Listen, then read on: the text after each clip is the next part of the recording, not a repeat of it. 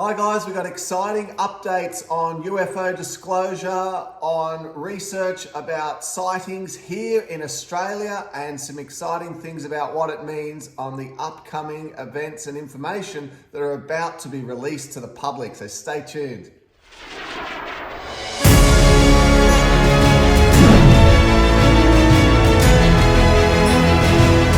So guys, last night, mainstream media here in Australia, Channel 7, did an expose, a special report on the UFO phenomenon. And the show was called Phenomenon. There was a respected journalist who's won many awards here in Australia and been a familiar face on Australian TV for many, many years, Ross Coulthart. And he did this program on UFOs, and they went around and interviewed a lot of people who have had sightings here in Australia. What he said was credible witnesses who had seen documented events, not by themselves as individuals, but in amongst groups. One of the sightings that they spent a particular amount of time on is supposed to be one of the largest group sightings in the Southern Hemisphere. Approximately 250,000 students and teachers saw a UFO around 45, 50 years ago in Victoria, and this thing hovered over the school oval, sort of drifted into the bushland behind it. Many, many children saw it. This teacher got quite close to it, and they interviewed this guy, and he talked about it, and he shared the story, and you feel the emotion around this topic, for so many years, people had this preconceived idea that this is like a topic you don't talk about. I'm sure you guys can relate to this. If someone brings up UFOs, it's a bit like, UFO crazy. Someone's a UFO. I hate that term, conspiracy theorist, but you get the idea. They're a UFO fan or a lover, or they're going to have a sticker and a crystal hanging on their car, and they're a bit weird, right? There's this picture that's painted and it's all set up in a way to keep us quiet, keep people talking about it. But as social media has kicked in, and as people's ability to capture footage has improved due to the iPhone, it is why probably particularly in the last 10 years, even in the last 5 years, there has been a spike in reports, in credible footage, and as a consequence, government agencies starting to release information more and more and realizing they can't keep hiding this from the public. And whatever it may be, and however it's going to be undisclosed sort of more in June, because that's the month where Trump got paperwork written up to say we're going to come clean with the people and do a report and tell them where we're up to on this topic. So watch this space, because Biden's spokesperson was asked about it, and she gave an answer saying that yes, we will stick to what we're supposed to do. We'll release a report. And the spokesperson, I forget her name, but you guys know the one. She's not particularly happy, love. Sort of sits there and it's, I don't get warm fuzzies from that one. But anyway, she's going to release some information. Who knows what the information will be. But guys, it's an exciting time at the moment as this information starts to come out. But the implications are pretty huge, right? Yeah, and I guess especially for us, we were not really believers in all of this type of stuff before we had our awakening 2 years ago. And when we started connecting and clearing the density, our frequency rose up, and we were able to connect with light beings in the quantum field. And then all of a sudden, there's a love for the UFOs, the ETs, to explore more and more and more, especially in my journey and my meditations, and just seeing into this from a different perspective and realizing that consciousness, galactic, and becoming the best version of yourself, it's all related, it's all intertwined. And I guess the government perhaps have kept it hidden because of consciousness, because it's awareness and expansion of your own physical mind and awareness. And I guess, if we all thought outside the box and thought bigger than just this planet, and that there is other species in the universe, we mightn't, you know, go along with their agenda, so to speak. So it is all interrelated in terms of consciousness. And for us firsthand, having this medbed technology being shown to us aboard a Galactic Federation ship is just mind-blowing, and it's just all kind of flowed. We haven't tried to create a product or make this healing modality. It's kind of just come and fallen into our journey in our lap, and to be able to be of service and help people and take people on the journey to the ship. We also have recently worked out that the starship that we're working with has over 2,000 extraterrestrial beings on it. And the ship on the exterior looks quite different to the size of what it is inside. And it shape shifts inside, and it goes for actual miles. And this has been confirmed by Tyler Ellis, who we got a reading from just the other day, and we are constantly checking in with other, you know, people on the earth that channel in, just so we, because it's also new to us and we're getting messages.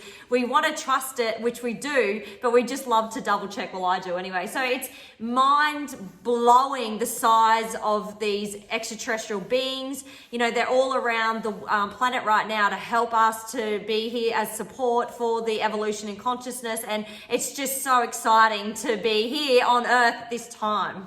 I think too, the more you explore and the more we work with this sort of thing, because it kind of just sort of happened, it unfolded. It was like, you know, Roxy's very visual in her meditations, and really strong connection, and she would, as she was working on herself, and, you know, we did plant medicine, and she's like got piles of journals of clearing all the stuff out of herself. And, you know, we've gone through many a pillowcase with mascara, cry stains all over them from the clearing and the healing and the etc. But as you do all that, your vibration goes up. And Roxy would find in her meditations more and more that light beings were coming to her, vivid images and symbolism was coming to her all during her meditations, until eventually there was beings and entities there that would help her and try and take her up onto this ship. And she gets taken up onto the ship, and, you know, they're doing healing on her, and they're going inside her brain and resetting the cube-like thing that you described to us, and you'd hear the sounds and you'd feel the tingling in your body, and she'd have all these things happen.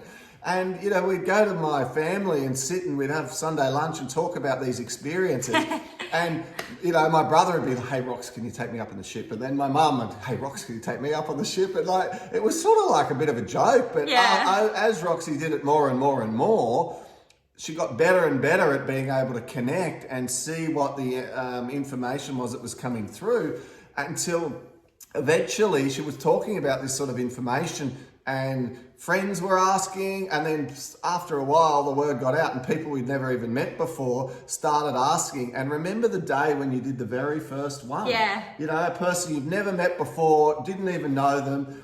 And I was nervous because I was like, trying to still get my head around this whole thing. Like, But, you know, like, it's seriously totally to connect to a complete stranger and tune into the person, and to be able to diagnose and pick up on physical injuries, emotional injuries, mental issues that the person may be having, and then diagnose not only how they're affecting their energy field, but then where that has affected them in their physical body, and then use the 3-phase med bed to do this energetic healing session on them. It was kind of like amazing, particularly at the end when the person was going, "Oh my gosh, yes, I can feel that. Oh yeah, how did you remember my back? I haven't thought about that for years." Or, "Oh yeah, I do have a rib missing." Or, "Oh yeah, I do have a funky toe," and all this crazy stuff, you know. And it, like, over and over and over, it's correct, to the point where you think,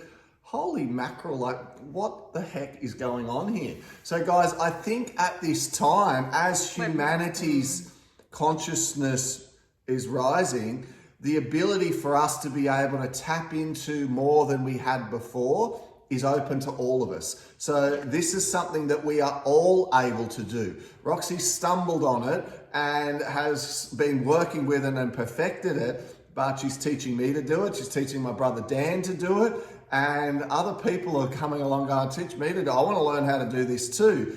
And I feel like this is going on, and this sort of connection, and this, like, we're noticing a lot of channelers coming through on different channels that we follow on YouTube, a lot of consistency. in the messages from the different channelers. So what are they tapping into? There's some sort of collective consciousness of love, wisdom, understanding that's trying to elevate humanity. And then, of course, shooting off and opening up the gifts in light workers and people who are there to create a ripple effect around humanity, helping one another to free themselves from anxiety and nervousness and worry and insecurities and all the things that people have, and lighten up and be a better version of themselves and be happier. That's like the mission. So it's like there's all these things going on at once. There's like people's stable and security getting stirred up by COVID and getting made to have a vaccine, made to stay in their house, made to wear your mask when you're in the car by yourself, and you're sitting there going, how does that make sense? I'm in here by myself, like stupid rules that don't seem to make sense. Like, what's the point of that? All this stuff's going on, right? And you're sitting there going, so there's this going on in the world. Then at the same time, they're going, hang on, Navy ships have got tic tacs and there's things undisclosed. The government's going to release this info. And then at the same time, if you're getting led to spiritual awakening type information and you're having an awakening, you're going, hang on, what's this all about? What's this work on myself, elevate my consciousness? It is the changing shift in humanity, things rising up. We've tipped over the point on David Hawkins' scale of consciousness of 220, from the earth being predominantly more negative to now predominantly more positive. As humanity's calibration went over 200, we moved into the positive. So guys, we're moving up in our elevation of consciousness, and as it moves up, it accelerates, right? Because we're out of the density and the acceleration is a whole lot faster. So there's exciting times going on right now in this whole topic. Gosh, I've really got on a roll here. Yes, I got super chills when you were saying all of that. So yeah, that's a nice indication that we're on track, and here being of service, sharing what we know with you all and letting you know that everything's going to be okay. It is overwhelming, some of the information that's coming out, but just take every little bit and let it integrate into your body and your mind, your spirit, and yeah, just take it easy. Make sure you're doing lots of grounding to earth and that connection to Pachamama, Mother Earth, and lots of meditation, clearing the vessel, cleaning it out with nice food, conscious food, lots of clean water, and yeah, just sticking your head in the positive, areas, not the negative ones, and just staying on track and staying positive for the ascension. And